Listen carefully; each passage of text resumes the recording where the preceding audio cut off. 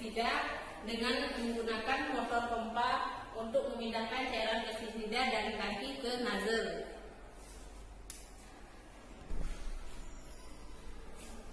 Untuk menggerakkan robot pestisida ini, saya menggunakan motor penggeraknya motor power window yang digunakan yang memiliki 3 gear, 1, 2, 3.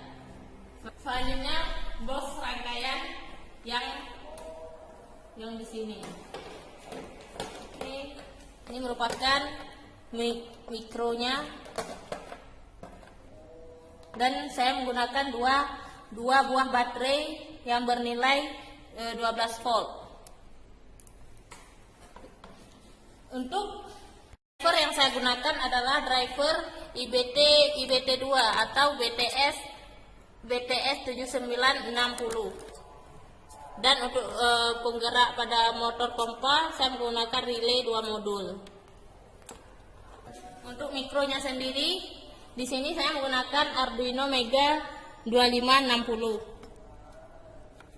Untuk mengontrol robot ini saya menggunakan joystick ataupun remote control dengan menggunakan Bluetooth HC05 yang di remote control sebagai master dan di robot sebagai slave-nya.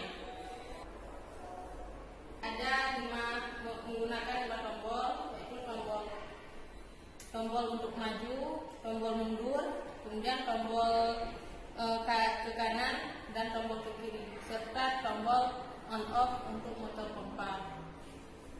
Untuk proses